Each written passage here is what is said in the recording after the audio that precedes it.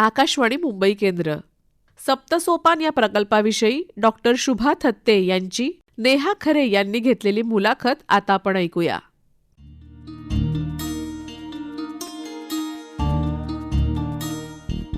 श्रोते नमस्कार.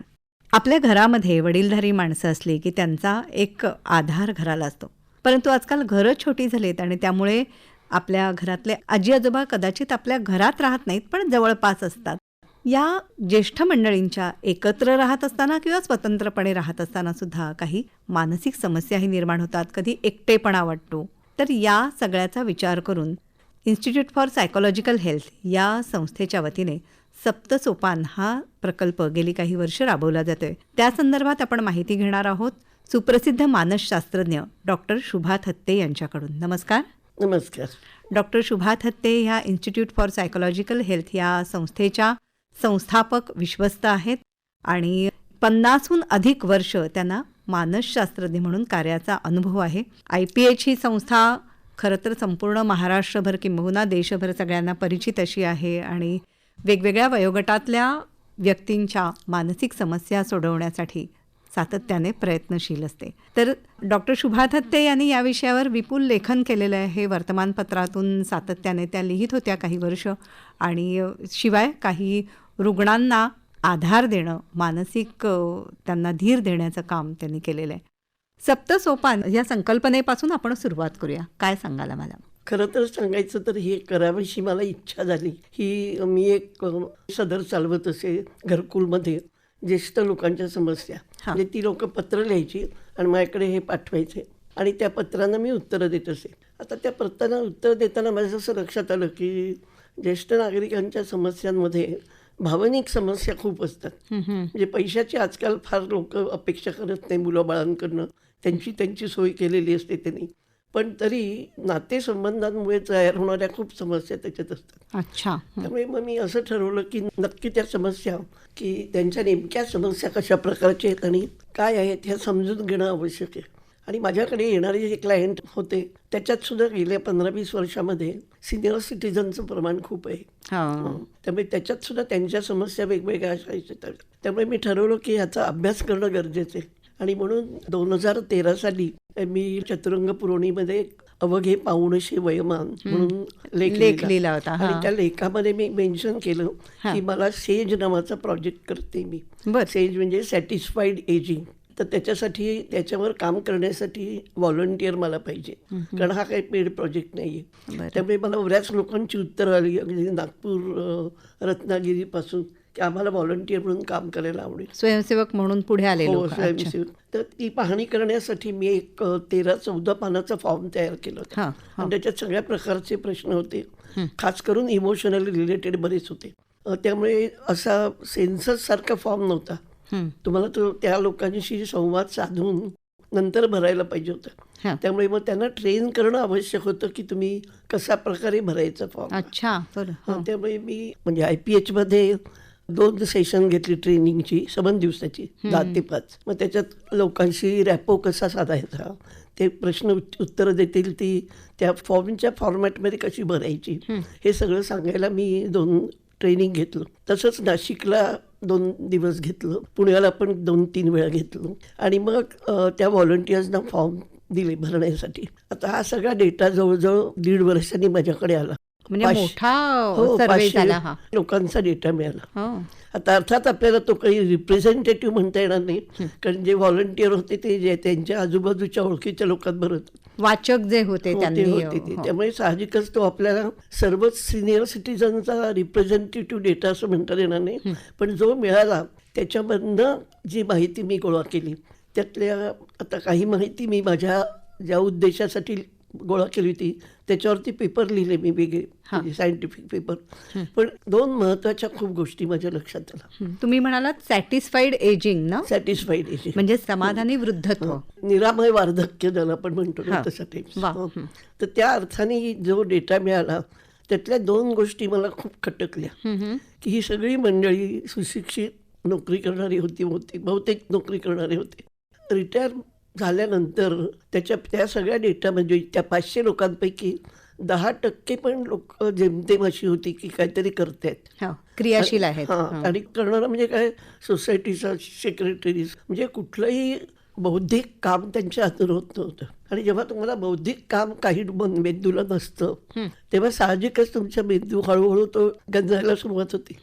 एखादी वस्तू आपण वापरली नाही की गंजून जाते, तसंच येते. त्यामुळे माझ्या लक्षात आलं की त्यांना त्यांच्या बुद्धीला चालना मिळण्यासाठी काहीतरी असणं गरजेचं आहे.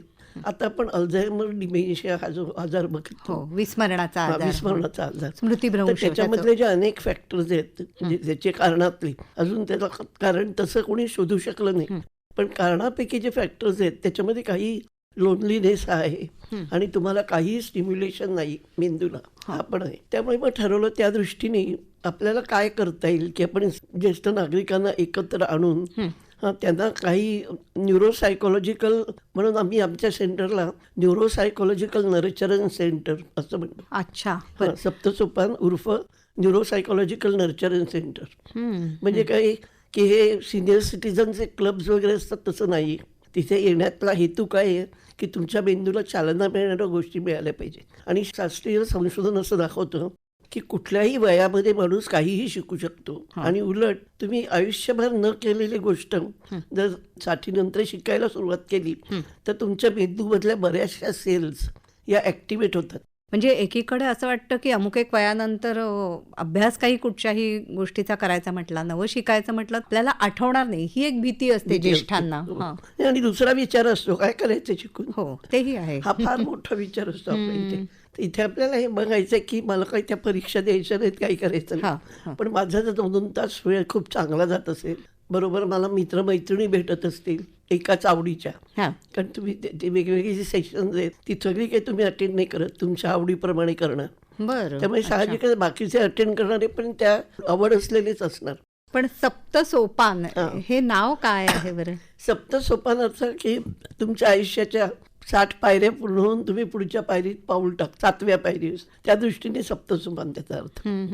पण मग अशा कोणत्या कोणत्या, म्हणजे ज्येष्ठांना कृतिशील करण्यासाठी अशा कोणत्या कोणत्या ऍक्टिव्हिटीज तुम्ही शोधून काढल्यात? सर्वसाधारण ज्येष्ठांचं काय म्हणणं असतं किंवा ना आम्ही करतो ऍक्टिव्हिटी, आम्ही कोडं सोडवतो, आम्ही सुडोकू सोडवतो, शब्दकोडी सोडवतात काही मंडळी. आता कोडं काय किंवा सुडोकू काय हे तुमच्या मेंदूमधला काही भाग ऍक्टिव्हेट करतो, सगळा करत नाही. आणि मेंदूमधल्या सगळ्या भाग ऍक्टिव्हेट करायला आपल्याला अशा ऍक्टिव्हिटीज पाहिजेत की ज्याच्यातनं तुमचं आय हँड कोऑर्डिनेशन पण सुधारलं पाहिजे, बॉडीचा बॅलन्सही सुधारला पाहिजे, इतरांशी बोलताना संवाद कौशल्य पण तुमचं वाढलं पाहिजे.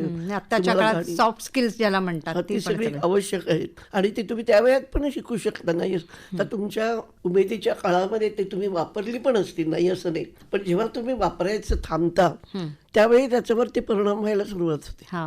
मग हळूहळू ते lose those skills, degeneration म्हणतो तशा प्रकारचं व्हायला लागतं. म्हणजे if you don't use it you lose it. त्यामुळे ते वापरत राहणं हे पण आवश्यक असतं. त्यामुळे नवीन शिकणं आणि पहिली स्किल्स वापरत राहणं या दोन्हीच्या उद्देशाने आम्ही जी यादी तयार केली ऍक्टिव्हिटीची, ती जवळजवळ 25-26 ऍक्टिव्हिटीज आमच्याकडे आम्ही घेतो. अच्छा. आणि त्या अशा रीतीने घेतो की दिवसाला 2 सेशन असतात, 11 ते 1 आणि 3 ते 5. तर त्या संबंध आठवड्याचं महिन्याचं टाइम टेबल त्यांना पाठवलं जातं सगळ्या मेंबर्सना. मग तुम्ही you can pick and choose की तुम्हाला काय आवडलंय, काय करायचंय, कुठल्या दिवशी तुम्हाला वेळ आहे नाहीये, म्हणजे तुमच्या एनर्जीप्रमाणे, तुमच्या वेळाप्रमाणे आणि तुमच्या आवडीप्रमाणे तुम्ही ठरवू शकता की तुम्हाला काय काय अटेंड करायचे. त्यामुळे त्याच्यामध्ये सगळ्या प्रकारच्या ऍक्टिव्हिटीज अशा घातल्या आहेत. म्हणजे काय, आता ओरिगॅमी सारखी ऍक्टिव्हिटी ती वाटतं तुम्हाला लहान मुलं घड्या घालून खेळतात, तसं नाहीये. पण ते करताना तुम्हाला विचार करायला लागतो ही घडी घातल्यावर पुढे कशी दिसणार आहे, जे ते जे विचार असतात ती एक स्टिम्युलेशन आहे तुमच्या मेंदूला. बरोबर. तसं जर्मनचे क्लासेस आम्ही घेतो तिथे. त्यामुळे जर्मन शिकणं, कुठलीही भाषा, नवीन भाषा शिकणं, ह्याच्यामध्ये तर तुम्ही तुमचा मेंदू जास्त ऍक्टिव्ह करता. आणि आमचे मेंबर जे आता 6 वर्ष झाली आमच्या सुरुवात करून. पण म्हणजे 60 उलटलेली मंडळी जर्मन भाषा नव्याने शिकायला. हो, अगदी खुशीने. संस्कृत आहे, जर्मन आहे, ओरिगॅमी आहे, डान्स आहे, कुकिंग आहे, म्युझिक आहे, स्मृतिवर्धन नावाचं ॲक्टिव्हिटीज घेतले जातात ते आहेत. मी त्यातलं सेशन घेते ते भावनांवरती आहे. भावसाक्षरता, तुमच्या भावनांबद्दल तुम्ही कितपत जाणता हां आणि त्या समजून घेऊन तुम्हाला मॉडिफाय करायच्या असतील तर कशा करता येतील. हां. तर अशा सगळे वेगवेगळ्या ॲक्टिव्हिटीज त्या ठिकाणी आम्ही घेतो आणि त्या त्या विषयाचे तज्ज्ञ येऊन खुशीने शिकवतात. अच्छा. तुम्ही आता ह्या ज्या वेगवेगळ्या ॲक्टिव्हिटी सांगितल्यात हो. तर त्या स्त्रिया आणि पुरुष हो, सगळे सगळ्यांसाठी आहेत. सगळ्यांसाठी. हां. म्हणजे पुरुष सुद्धा कुकिंग शिकू शकतात. शिकू शकतात. कारण काय सूप्स आहेत, चॉकलेट्स आहेत, असे वेगवेगळे पदार्थ आहेत. येतात का पण पुढे असं काही मंडळी अनफॉर्च्युनेटली फार कमी येतात. हां हां बरं. म्हणजे ती एक मानसिकता आपल्या समाजामध्ये अशी दिसते की पुरुषांना नवीन शिकायची त्या मनाने इच्छा नसते. अच्छा. बायका जितक्या उत्साहाने पुढे येऊन शिकतात. आमची 2 सेंटर येतात. म्हणजे एका ठिकाणची आमची सभासद संख्या भरली हां. आणि ते जरा दूर आहे. आता ठाण्याची वस्ती खूप दूरपर्यंत हो. झाली. त्या सिनियर सिटीजनना येणं कठीण होतं. हां.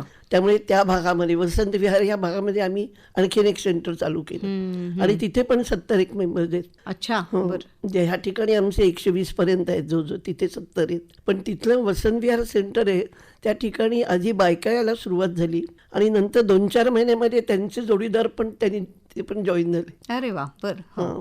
पण ह्या ठिकाणी तसं नाहीये. म्हणजे त्या सप्तसुपान ज्या ठिकाणी आता घेतो हा. त्या ठिकाणी बायकाच जास्त आहेत. पुरुष त्या मानाने मोजकेच आहेत आणि पुरुष सुद्धा नवीन वेगवेगळे आता आमच्या इथे क्रोशे पण घेतो कारण बायकांची डिमांड आहे. हे पण पाहिजे, ते पण पाहिजे, ते हो. पण पाहिजे. त्याप्रमाणे आम्ही वाढवत जातो म्हणजे ऍक्टिव्हिटी. आपल्या ज्या प्राचीन कला आहेत काही हो. पुरुषाचं काम असेल, विणकाम आहे असेल, नवीन भरतकाम, काम. हो. हो. आणि त्याच्यामध्ये सुद्धा तुमची मेंदूला चालत आहे ना तुमच्या. काहीतरी नवीन डिझाईन हो, त्याचा आहे. विचार हो. करायला लागतो. हा. चित्रकला आहे. त्या चित्रकलामध्ये सर्वांचंच पहिलं हे म्हणणं होतं आम्ही किती वर्ष झाली सोडून चित्रकला शाळा सुटल्यापासून कधी केलंच नाही. त्यामुळे नव्याने तुम्ही चालू करा. तुमच्या लक्षात येईल तुम्ही खूप छान करू शकता. आणि मग चित्रकलेमध्ये वारली चित्रकला आहे, मंडल आहे, हे सगळ्या प्रकारचे आहेत. अरे वा. म्हणजे वेगवेगळ्या प्रकारचे तुम्ही जितके शिकत जाता ना तितकी तुमच्या मेंदूला चालना जास्त मिळते. त्यांच्यात एक मैत्रभाव पण चांगला निर्माण होत येतो असेल. हो. आपोआप. एक तर काय बायकांमध्ये खास होतं की नोकरी करेपर्यंत त्यांना आजूबाजूला बघायला वेळच नसतो, मैत्री करायला वेळ नसतो, काहीच नसतं. आता इथे आल्यानंतर त्यांचे मैत्रिणी म्हणून ग्रुप झाले तयार आपोआप. हा. अरे वा. आणि मग कधी एकत्र सगळे ट्रिपला जाणं वगैरे असं पण काही हो, घडतं ते का? चालूच असतं. काय विचारायला नको. आधीचा वाढदिवस आहे, आज अमकं आहे, भोंडल्याच्या दिवसामध्ये भोंडला आपणच ठरवतात, त्या प्लॅन करतात, सगळं करतात. म्हणजे खऱ्या अर्थाने सेलिब्रेशन जगण्याचं अगदी. असं आपण म्हणू आहे ना. शकतो. आणि म्हणून त्या सांगतात पण. म्हणजे मी माझ्या सेशनला जाते तेव्हा त्या सगळ्या बायका माझ्या भोवती गरडा घालतात आणि म्हणतात मॅडम आमच्या आयुष्यामध्ये तुम्ही किती आनंद निर्माण केलं हे तुम्हाला माहिती नाही. वा. म्हणजे आम्ही घरात बसलो असतो तरी वेळ गेला असता. घरात काय वेळ जातोच, घड्याळ चालूच असतं सतत. पण आम्ही इथे यायला लागल्यापासून आमच्या स्वतःमध्ये खूप सुधारणा झाली. इतरांचे विचार ऐकून आमच्या विचारांवरती पण परिणाम झाला त्याचा. नाहीतर सहसा कसं होतं की ही सिनियर मंडळी घरामध्ये मग टीव्ही पाहण्यात खूप वेळ घालवतात, पुरुष स्त्रिया दोन्हीही. अगदी. कारण खूप वेळ वाचवत नाही वगैरे असंही होतं. हा. हळूहळू डोळ्याच्या तक्रारी होतात, ऐकायच्या तक्रारी होतात. हो. म्हणजे पुढच्या वयामध्ये आपण बघितलं 80च्या पुढे तर साहजिकच अशा तक्रारी सुरू होतात आणि मग खूप वेळा टीव्हीमध्ये इंटरेस्ट जातो, वाचनातला इंटरेस्ट जातो. हा. मग ते कंटाळा आला, आयुष्याचा कंटाळा आला, इथपर्यंत त्याचे मजल जाते. बरोबर. आज मला श्रोत्यांना सांगायला आवडेल की डॉक्टर शुभा थत्ते या सुद्धा सुपर सिनियर सिटीजन आपण म्हणू तशा आहेत. 85च्या आसपास त्यांचंही वय आहे. त्यांनी त्यांच्या तुलनेत तरुण वयामध्ये ज्येष्ठांचा विचार करून हा अशा प्रकारचा प्रकल्प सुरू केलेला आहे आणि जो उत्तमपणे चालू आहे अद्यापही. तुम्ही या वयामध्ये आता वयाच्या 85व्या वर्षी सुद्धा तुम्ही ॲक्टिव्ह आहात. तुम्ही एकतर IPHमध्ये वर्ग घेता पण या व्यतिरिक्त अजूनही काही प्रमाणात समुपदेशन किंवा सल्लागाराच्या भूमिकेत तुम्ही असतात. त्याबद्दल सांगा ना. आता जेव्हा पॅन्डेमिक आला, कोविड आला, त्याच्यानंतर सगळं जगच बदललं, उलथापालथ झाली सगळीकडे. पण आपल्याला लक्षात आलं की त्याच्यातनं म्हणजे त्यावेळी सुद्धा अनेक वेगवेगळ्या लोकांना घरामध्ये खूप समस्या होत्या. त्यामुळे साहजिकच आधी कधी कोणी विचार पण केला नव्हता की आपण ऑनलाईन काहीतरी दुसऱ्यांशी बोलू शकू, सांगू शकू. पण त्या पिरियडमध्ये जेव्हा मला पण फोन यायला लागले लोकांचे की असं आमच्याकडे माझी आई आहे आणि तिला ते शब्द ऐकला तरी भीती वाटते किंवा बाहेरचं कोणी गेलं म्हटलं की तिला धडकी भरते, काय करता येईल. म्हटलं ठीक आहे आपण ऑनलाईन मी ते बोलीन त्याची. असं म्हणून माझ्या ऑनलाईन प्रॅक्टिसला सुरुवात झाली. अच्छा. त्याच वेळी सप्तसोपान पण आमचं सुरू होऊन वर्ष झालं होतं फक्त. त्यामुळे आम्हाला त्याच्यात खंड पडायचा नव्हता. त्यामुळे त्याची पण सेशन आम्ही ऑनलाईन घ्यायला सुरुवात झाली. आणि आता नाही, ऑनलाईन आम्ही ती घेत नाही, पण माझी बाकी कन्सल्टिंग प्रॅक्टिस सगळी चालू राहिली त्याच्यामुळे. कारण मी आता ऑनलाईनच करते, ऑफलाईन करतच नाही. त्याच्यामध्येही असं झालं की 2019 माझी खूप पायाची मेजर सर्जरी झाली आणि डॉक्टर मला म्हणाले तुम्ही आता उभ्या राहू नाही शकणार, अच्छा. तुम्ही चालू शकणार नाही. हां. त्यामुळे मग मी अंथरुणावर आडवी 3-4 महिने पूर्ण आडवी होते. त्या सगळ्यात मी विचार केला की आपल्या पोटावर लॅपटॉप ठेवून आपण काय काय करू शकतो. अच्छा. त्यामुळे अनेक प्रोजेक्ट त्याच्यात मी ठरवले की तसं करून सुद्धा मी आता काम चालू ठेवू शकते, माझं काय काय करता येईल ते. आता तेवढी वेळ नाही आली. माझ्या स्वतःच्या इच्छाशक्तीने म्हणा किंवा डॉक्टरांच्या मदतीमुळे आता मी चालायला लागले आणि हिंडू शकले. पण तरी सुद्धा ऑनलाईन प्रॅक्टिसचा मला फायदा त्यामुळे खूप झाला की परदेशी गेलेली मंडळी असतात ती खूप वेळा खास अमेरिकेला किंवा कॅनडाला असतात. तिथल्या सायकोलॉजिस्टशी बोलणं त्यांना खूप वेळा खूप अवघड वाटतं. कारण आपलं जे सांस्कृतिक वातावरण आहे त्याच्यातल्या समस्या तिथले सायकोलॉजिस्ट समजू शकत नाहीत. म्हणजे उदाहरणार्थ माझ्याकडची एक तिथली क्लायंट होती की तिला डिप्रेशन आलं होतं कारण आई तिची इंडियात होती आणि आजारी होती, पण ती काही सतत येऊ शकत नव्हती आईला. त्यामुळे तिला खूप गिल्टी वाटायचं की आपण आईला मदत करत नाही आहे आणि म्हणून तिचं डिप्रेशन आलं होतं. आणि तिथल्या सायकोलॉजिस्टकडे गेल्यानंतर ती सायकोलॉजिस्ट म्हणाली सो वॉट, अच्छा. तिकडे आहे, तिने अरेंज केली असेल काहीतरी मदत, तू कशाला विचार करते. आता हे बोलणं झाल्यानंतर तिच्या लक्षात आलं की इथे मी असं काही बोलू शकत नाही. म्हणजेच काय की आपल्या संस्कृतीच्या वेगवेगळ्या शिकवण जी असते ती तिकडचे सायकोलॉजिस्ट त्या मानाने समजून घेऊ शकत नाही. खरं. आणि मग अशा काही एकमेकींना ऐकून बोलून मला फोन करायला सुरुवात केली कोणी कोणी की माझी पण अशी मैत्रीण आहे, तिला वेगळ्या प्रकारची समस्या आहे, पण तिला बोलायला आवडेल तुमच्याशी. त्यांच्याप्रमाणे वेळ ॲडजस्ट करायला लागतात. म्हणजे आता साधारण माझा रात्री 9चा पेशंट असतो तो अमेरिका कॅनडाचा असतो, किंवा दिवसाचे असतात ते 11-12च्या सुमाराचे ते ऑस्ट्रेलिया किंवा न्यूझीलंडचे असतात. कारण तिथे संध्याकाळचे 5 वाजलेले असतात, ते काम संपून जॉईन होऊ शकतात. आणि त्यामुळे ऑनलाईन मी त्यांच्यासाठी लेक्चर्स पण घेते काही काही ग्रुपसाठी, जे तिथे पण मराठी लोकांचे ग्रुप्स आहेत. तर त्यांच्यासाठी मध्ये 2 तासाचा डिप्रेशनवरती मी घेतला. खूप छान. म्हणजे खरं तर तुम्ही अशा तरतरीतपणे सगळ्यांना ऑनलाईन मार्गदर्शन करता ते पाहूनही त्या मंडळींना उत्साह, उमेद आणि ऊर्जा मिळत असेल. नाही, म्हणून तर माझ्या 85 पर्यंत जगण्याचं हेच तर असेल की मी स्वतःला खूप बिझी ठेवते आणि सगळ्या ऍक्टिव्हिटी मला खूप आनंददायक असतात. वा. तुम्ही जे सेशन घेता त्याच्यामध्ये तुम्ही म्हणालात भावनिक समस्या मुख्यतः, तर कशा प्रकारच्या असतात त्या? काही उदाहरणादाखल असं सांगाल का? आता खूप वेळा समस्या एकमेकांमधल्या असतात, जोडीदारांमधल्या, जे तुमचा विश्वास नाही बसणार. माझ्याकडे आलेल्यापैकी एक 65-70 जोडपं होतं आणि ते दोघंही समोर बसून मला सांगतात की आम्हाला डायव्होर्स घ्यायचा आहे. अरे बापरे. म्हटलं या वयामध्ये तुम्ही विभक्त होऊन काय करणार, कशासाठी? म्हणजे don't want to see each others face also. अरे बापरे. म्हटलं इतकी टोकाची, म्हणजे इतका हेट्रेड माणसाच्या मनात का निर्माण झाला? तर त्यांचं म्हणणं तेच होतं, पहिल्यापासून आमचं कधी जमलं नाहीच, मुलांमुळे आम्ही आपले फरफटत संसार केला. अच्छा. आजचा काळ असता तर आम्ही तेव्हाच डायव्होर्स घेतला असता. पण म्हणजे तुमच्या अशा तऱ्हेच्या भावना मनामध्ये असतात त्याचा तुमच्या शरीरावर परिणाम होतो, प्रकृतीवरती परिणाम होतो, तुम्ही आनंदी राहू शकत नाही. बरोबर. त्यामुळे भावनिक समस्या अनेक प्रकारच्या असतात. काही ठिकाणी मुलांची बंधनं खूप असतात, मुलं म्हणतात हे करू नको ते करू नको. पण मग अशा वेळेला मगाशी तुम्ही जी समस्या सांगितली की या वयामध्ये आता त्यांना स्वतंत्रपणे राहावंसं वाटलंय, तर तुम्ही त्यांना काय सांगितलं, काय मार्ग निघाला? 2 माणसं तुम्ही ह्या वयामध्ये वेगळे होणार, म्हणजे 2 घरं करणं. मुंबईसारख्या शहरामध्ये दुसरं घर करणं ही किती अवघड गोष्ट आहे. आणि हे घर आहे ते तुम्ही दोघांनी मिळून तयार केले, तुम्ही मिळून बांधलेलं, म्हणजे बनवलंय तुमचं जे काही घर आहे ते. तर त्या ठिकाणी दोघांनाही राहायचा हक्क आहे. पण आता तरी तुम्ही हे ठरवू शकता की आपण एकमेकांवरती काहीही बंधन घालायचं नाही. नवऱ्याने त्याच्या इच्छेप्रमाणे जगायचं, बायकोनी तिच्या इच्छेप्रमाणे जगायचं. आपण एका छपराखाली राहणारे एक मित्रमैत्रीण आहोत आणि मित्रमैत्रीण कसं कधी जमवून घेतात कधी नाही घेत, हरकत नाही. आपण निदान आपलं आपल्या आवडीनिवडी आपण स्वतंत्र करू शकतो. आता काही ठिकाणी असं पण होतं, एक माझ्याकडचं म्हणजे त्या बाई येतात आमच्या ह्याला सप्तसोपानला येतात आता, पण त्यांचं म्हणणं असं होतं की दोघंही नोकरी करत होते आणि मिस्टर साहजिकच 4-5 वर्षांनी मोठे होते, त्यामुळे ते आधी निवृत्त झाले. तर रिटायर झाल्यावर ते ह्यांच्या मागे लागले तू व्हॉलंटरी घे. बर. हा, कारण मला कंटाळा येतो घरामध्ये. आता त्या बाईनी शेवटी 1 वर्ष ढकलून बघितलं, नंतर घेतली व्हॉलंटरी. अच्छा. हा, पण त्यांच्या व्यवधानं होती. त्या हास्य क्लबला जायला सुरुवात केली, योगाच्या क्लासला जायला सुरुवात केली. त्यांनी आता स्वतःला छान सप्तसोपानला यायला. गुंतवून हो. घेतलं. हो. आणि मग नवऱ्याला त्यांची मग भांडणं सुरू झाली. तर नवरा म्हणे मी तुला कशासाठी सोडायला सांगितली, माझ्यासाठी. तर त्यांचं म्हणणं तुम्ही पण जॉईन करा, तुम्ही पण हास्य क्लबला या, तुम्ही पण योगा. पण ते काहीही न करता टीव्हीच्या पुढे बसायचं. टीव्ही पुढे बसलं की साहजिकच 2-4 डबे शेजारी असतात काही काहीतरी तोंडात खात टाकायला. राहायचं. हां. हो. आणि मग तोंडात टाकायचे पदार्थ तर ते कुठलेही तुम्हाला आरोग्यदायक नसतात. त्यामुळे त्यांच्यात प्रकृतीच्याही समस्या सुरू झाल्या अनेक वेगवेगळ्या. म्हणजे ह्या अशा समस्या आपसातल्या सुद्धा होत जातात नवरा बायकोंमधल्या. हो.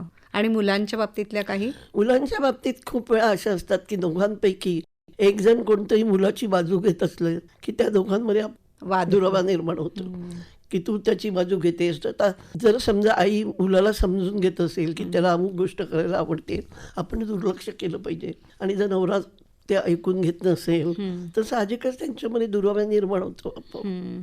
किंवा खूप वेळा सिनियर सिटीजनमध्ये काय होतं की नातवंड झालं की त्यांना वाटतं की त्याला आपण आता त्याला आपल्यासारखं करून सोडवायचं. हा. म्हणजे त्याला आपण संस्कार दिले पाहिजेत, त्याला अमुक दिले पाहिजेत, चांगलं घडवायला हवं. हेही त्यांना सांगायला लागतं की तुम्ही पालक नाही आहात त्याचे.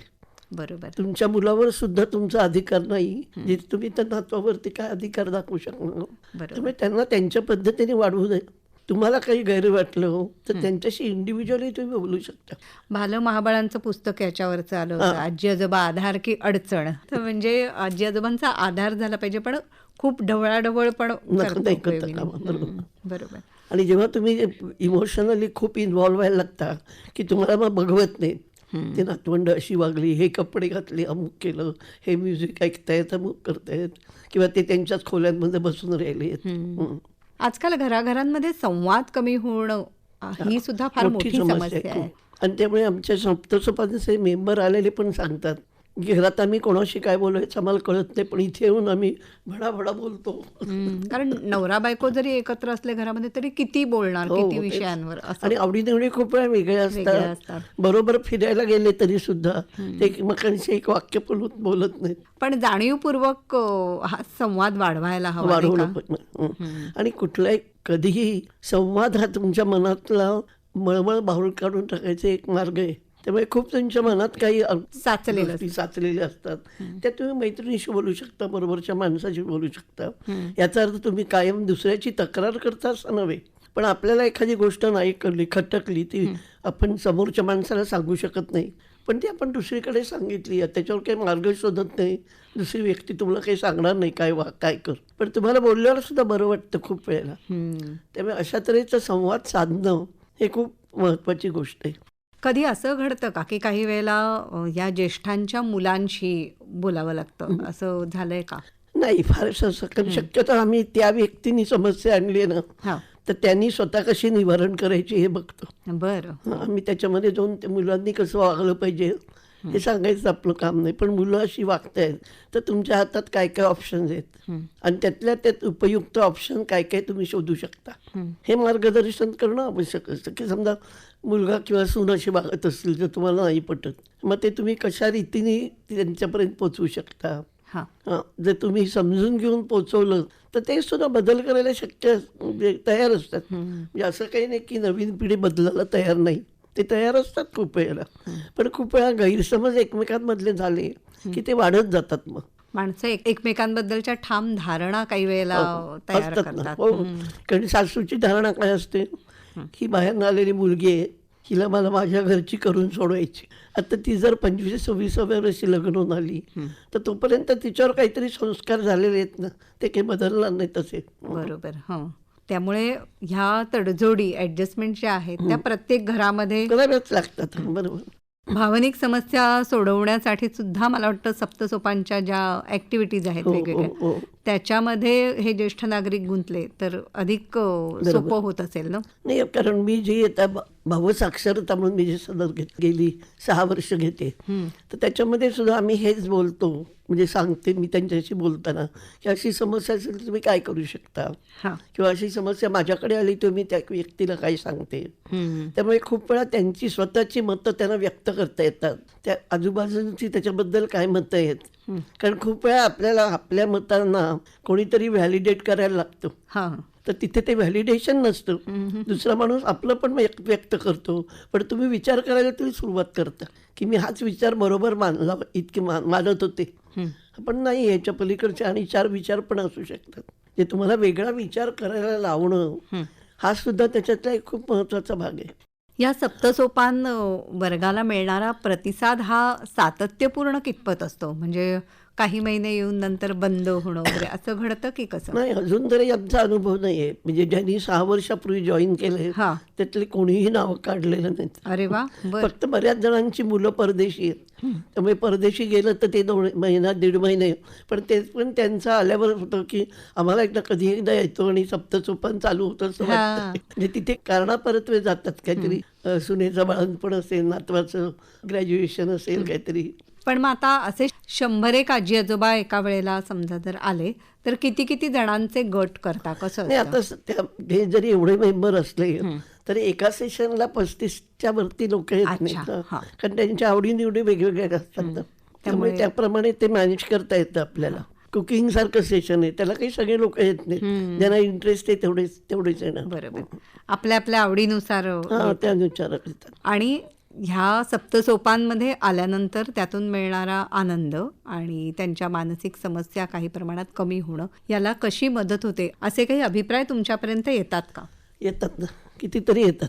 म्हणजे कितीतरी जणी असं पण येऊन सांगतात की आतापर्यंत मी माझ्या घरातल्या माणसांशी वागताना हा विचार कधीच केला नव्हता की ते काय म्हणत, त्यांचा काय विचार आहे, त्यांचा काही वेगळा असू शकतो का.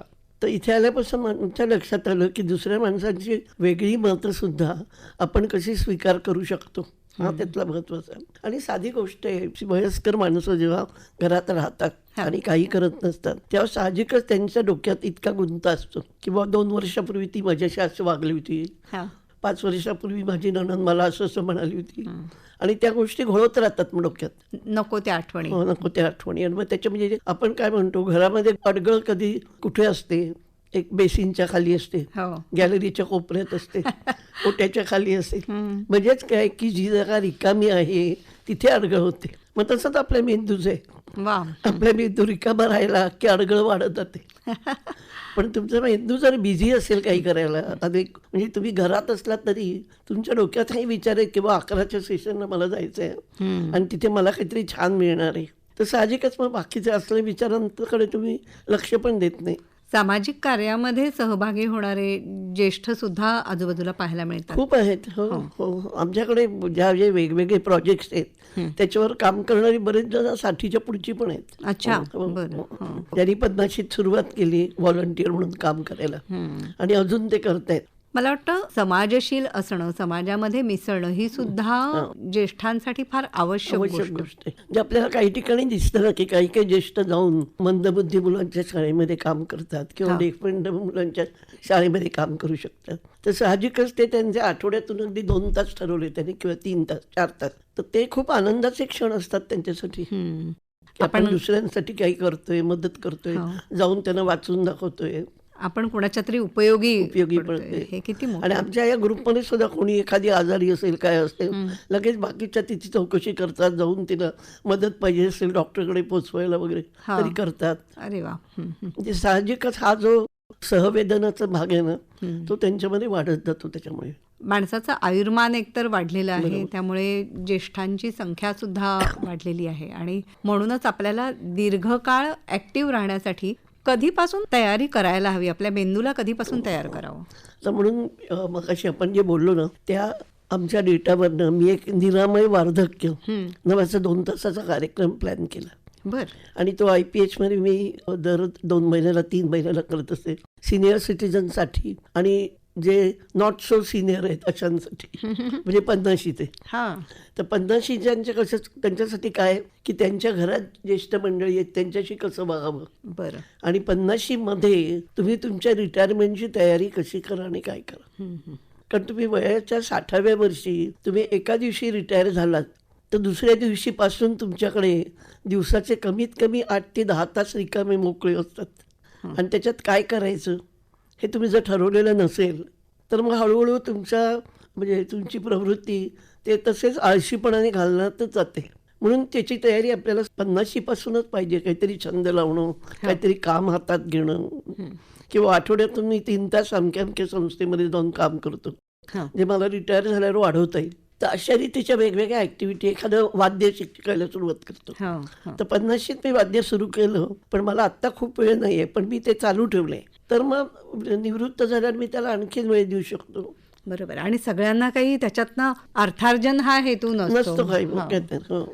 नाही, काही वेळा त्याच्यातून पुढे अर्थार्जन पण होऊ शकतं, नाही असं नाही. अच्छा. तुम्ही विचार तो ठेवलात की मला पुढे ह्याच्यातनं काहीतरी मिळावं अशी अपेक्षा आहे, हां.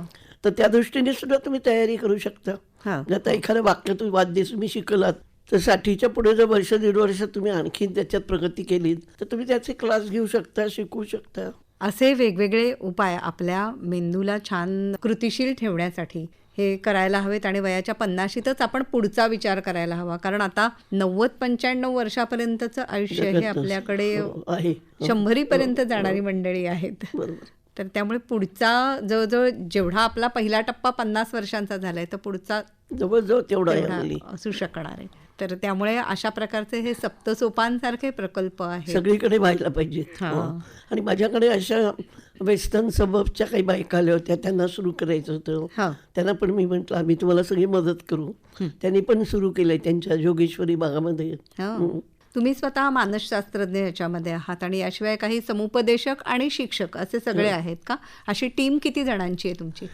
आमच्याकडे IPH मध्ये आम्ही सुरुवात केली तेव्हा आम्ही दोघंच होतो, मी आणि डॉक्टर नाडकर्णी. हां. आणि मग हळूहळू वाढत आज आमच्याकडे 16 सायकॅट्रिस्ट आहेत आणि 32 psychologist, occupational therapist, social worker असे. आणि आमचे कमीत कमी 150 व्हॉलंटियर्स आहेत वेगवेगळ्या प्रोजेक्टवर काम करणारे. वा. आणि त्या व्हॉलंटियरमध्ये सुद्धा जवळजवळ सर्वजण असे आहेत की ज्यांनी 40-45व्या वर्षी काम करायची इच्छा दाखवली आणि जे अजून आता करत आहेत काम. आणि त्यांना म्हणजे त्या व्हॉलंटियर्सचा पण आम्ही जेव्हा सर्वे घेतला तेव्हा त्यांचे पण म्हणणं असं पडलं, आम्ही हे काम सुरू केल्यावर आमच्या स्वतःमध्येच खूप बदल झाला. वा. म्हणजे ते करताना तुम्ही शिकत असताना स्वतःचा विकास करत असता तुम्ही. म्हणजे ज्ञानार्जनाला वय नाही, विद्यार्थी वृत्ती आपली सोडू नये बरोबर. हेच पुन्हा एकदा अधोरेखित होतं. म्हणून आजच्या गुरुपौर्णिमेच्या निमित्ताने आपण हे सगळ्यांना सांगू शकतो की तुम्ही स्वतःचे गुरु व्हा. आपण स्वतःचाच गुरु झाला तर तुम्ही कितीतरी ज्ञान संपादन करणं आणि लोकांना मदत करणं हे दोन्ही करू शकता. खूप छान. खूप आनंद झाला. आज गुरुपौर्णिमेच्या दिवशी डॉक्टर शुभा थत्ते आपल्याकडे आकाशवाणीच्या स्टुडिओमध्ये ध्वनिमुद्रणासाठी आले आहेत आणि त्यांनी आपल्याला छान मार्गदर्शन केलेलं आहे. तुमचे मनापासून आभार मानते आणि हा पुढचा सोपान आहे तो सगळ्यांसाठी अधिक सुलभ व्हावा यासाठी खूप उपयुक्त काम तुम्ही करता आहात. तुम्हाला आदरपूर्वक नमस्कार करते. धन्यवाद.